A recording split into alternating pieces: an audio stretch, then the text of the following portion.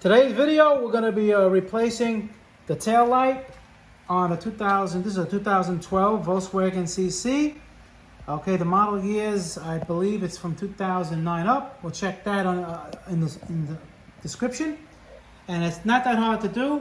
All you're going to need is a 16 millimeter deep socket, or if you don't have a 16 millimeter deep, a 5/8 deep socket will do the same thing.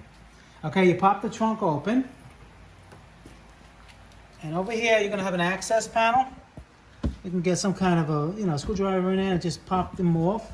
Put your hand to it, soft. All right, to get in there. And now, when you look in the back, you're going to have a plug. You got this plug right here. It has like a little spring tension. You push it, and it pops right out. You see? Okay. And now you have your 3 bolts.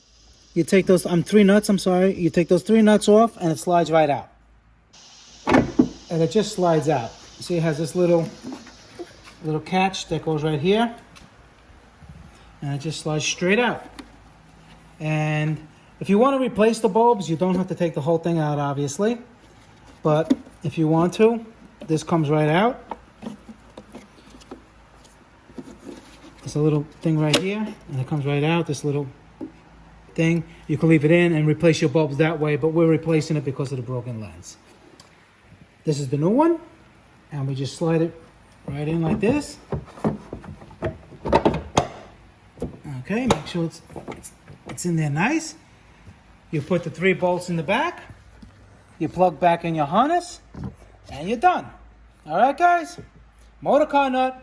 Please subscribe, hit the like button. Any questions, leave them below. I get back to all my subscribers as soon as I can. And check out all my other videos. I have hundreds of videos on how to save you a lot of money, thousands of dollars. You do it the right way, the way I show you guys. All right, bye.